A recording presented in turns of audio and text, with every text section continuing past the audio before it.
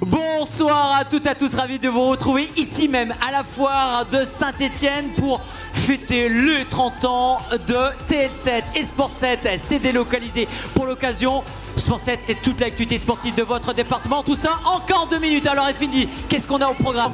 Il est là, ça va faire un an presque que vous étiez sur le plateau. C'est Greg Crozier, on peut l'applaudir. Greg Crozier, vous êtes multi-champion du monde. Vous avez des records dans tous les sens, madame.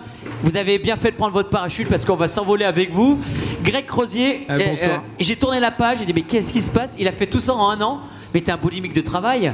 Qu'est-ce qui s'est passé depuis qu'on s'est vu? Non, effectivement, on a une année très remplie de succès. On a réussi 5 records du monde, ce qui est une première absolument incroyable. Alors on va voir quelques images Voilà. pour se rendre compte. Mais quoi comme style de record? Raconte.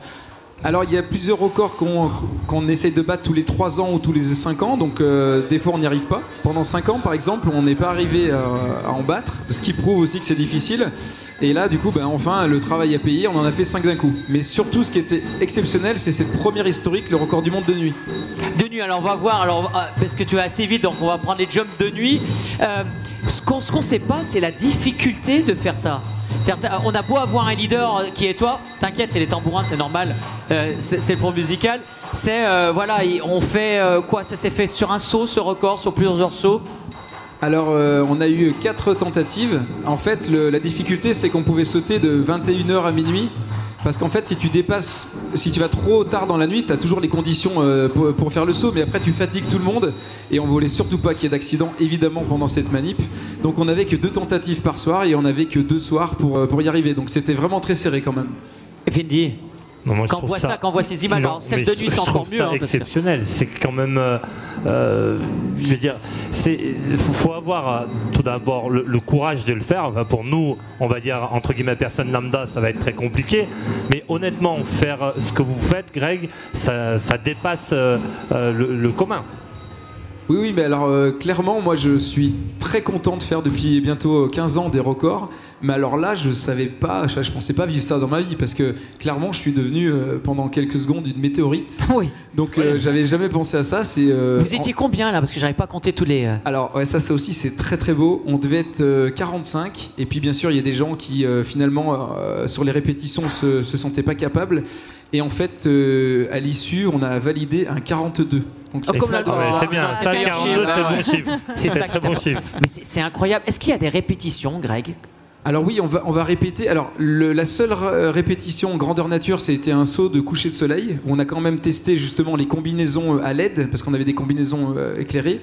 Et on a déclenché aussi la pyrotechnie parce qu'on était tous équipés sur le pied gauche de 4 tubes de pyrotechnie qui font d'ailleurs des gerbes de plus de 100 mètres. C'était hallucinant comme matériel. Et il a fallu le tester au moins une fois. C'est la coordination, Julien. Comment on arrive à coordonner autant de personnes? Oui, mais parce que tu as le même problème que moi. Tu as une dyslexie du corps, tu sais pas danser. Mais non, Greg, mais sérieusement, c'est incroyable. Alors effectivement, comme il y avait ces difficultés en plus, clairement, qui étaient sauter de nuit, monter à 5200 mètres, donc être sous oxygène, gérer l'oxygène et la pyrotechnique et du coup le cocktail parfait pour exploser en vol si on fait n'importe quoi. C'était ultra précis, ultra sensible et on a réuni volontairement les meilleurs parachutistes du monde. Voilà, c'est ça, Greg. Ce qu'il faut dire, c'est que tu as les meilleurs des meilleurs du moment. C'est que les gars, c'est pas leur premier saut, c'est pas Marielle et moi. Vous avez déjà sauté en parachute? Jamais de la vie. On est d'accord. Non. On préfère avoir les pieds sur terre. Oui. Mais... nous deux. Et justement, je suis arrivé à le glisser sur le plateau. Je t'ai amené pour TL7. Ça, c'est mon point de vue. Donc, c'est la photo qui a été prise de ton casque sur ma tête, de la vue à 360 degrés.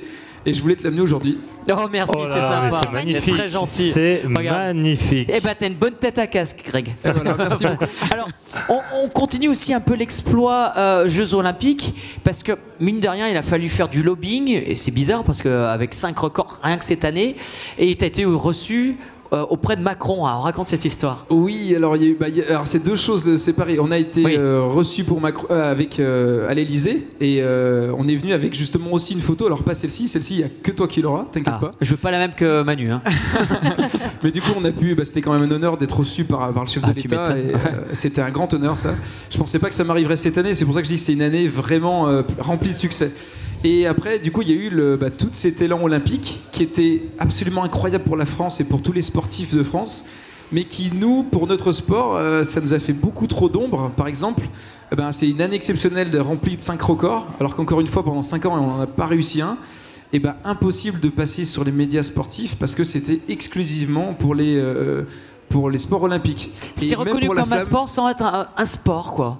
Non, mais c'est qu'en fait, il y a toute une hiérarchie dans les sports, et bien sûr, par le nombre de pratiquants, et ben on n'est pas en haut du tableau, et donc même pour la flamme olympique, voilà, c'est ce que je disais, il a fallu jouer des coudes pour pouvoir porter la flamme, ce qui était important pour nous, parce qu'on est une minorité, mais on a quand même la parité, donc on voulait vraiment représenter le parachutisme sportif. On peut parler de la date aussi, qui était extrêmement bien choisi par rapport à ce partage de flammes. Ah, merci beaucoup. Oui, alors le hasard a fait, parce que du coup on n'a pas choisi non plus la date, on prenait ce qu'on nous donnait, et on nous a donné le 18 juin, donc c'était très symbolique pour les parachutistes, commémoration de l'appel du général de Gaulle, c'était parfait. Alors tu dis l'année, mais l'année n'est pas encore terminée, parce que sur mon petit papier, il reste... T'as combien de sauts, Greg ? 9950 bientôt. Voilà, et tu veux faire le 10 000, où ça ? Eh ben, sur l'Everest. C'est pas mal, Sur ça. l'Everest. Ah ouais. C'est la mode, ça, Normal, actuellement, tous les jours, l'Everest.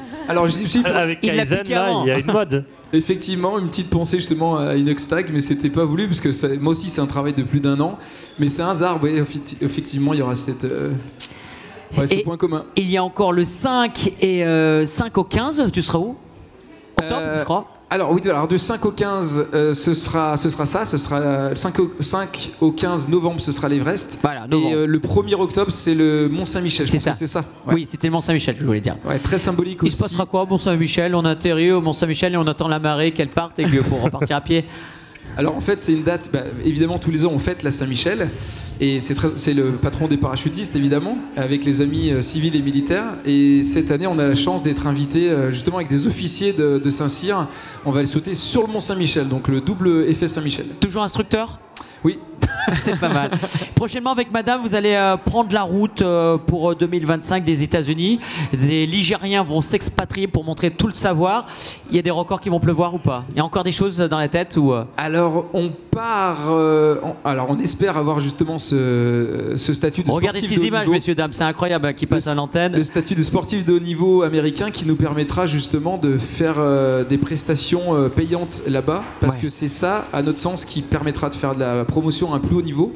Donc on va essayer de faire ça là-bas. Comme Léon Marchand, maintenant c'est devenu mon meilleur exemple. Maintenant je dis Léon Marchand aussi, il s'entraîne là-bas, il fait des trucs là-bas. Ouais. Mais après l'Everest, qu'est-ce qu'on peut faire de plus ? Les Niagara, les chutes du il Niagara. reviendra. Ah, alors je suis en train de me creuser la tête très fort parce que justement, là pour l'instant je peux pas te répondre. Je sais pas ce que je peux faire après un dilemme sur l'Everest. Greg, pour finir, il y a un record en Arizona, 100 personnes. Oui, on essaie de finir l'année en beauté. Si ça marche, ça sera mon 10e record du monde. Donc il faudra que je sorte un livre au bout d'un moment. Hein. Mais voilà, on va essayer de faire ça. Et ben voilà, à suivre. Mais pour l'heure, vous faites de l'équitation, madame fait de l'équitation ou vous n'avez pas le temps à cela ? Non, il faudrait qu'on fasse plus de sport d'hiver, mais non, on n'a pas le temps. Voilà. Incroyable. Greg, on va finir avec vous. On va se faire un béco, hein. Vous partez pas, vous restez dans les parages. Yes. Un dernier petit record avec 100 personnes du côté de l'Arizona. Voilà, alors on va finir, j'espère, l'année en beauté. On est content aussi que ça ait lieu là-bas, parce qu'on prévoit de commencer à faire des documentaires l'année prochaine en Arizona, parce que c'était l'endroit de notre premier entraînement. Quand on a créé l'équipe en 2008, c'était là-bas qu'on allait s'entraîner la première fois, parce que c'était la référence mondiale, c'était le plus haut niveau, et on est content d'y aller régulièrement pour faire des exploits, et puis en l'occurrence essayer de battre le 10e record du monde pour moi. Merci à toi mon ami, on Merci arrivait beaucoup. à trouver un créneau dans ton emploi du temps de ministre. Même Manu Macron, je suis sûr que j'aurais pu l'avoir tout de suite. Depuis le mois d'août, depuis mes vacances, je dis non mais faut que tu viennes, etc. Non mais merci, c'est toujours un honneur de venir sur TL7, vraiment. Merci à toi, dans quelques instants, place au portrait sportif avec Lilian Bard.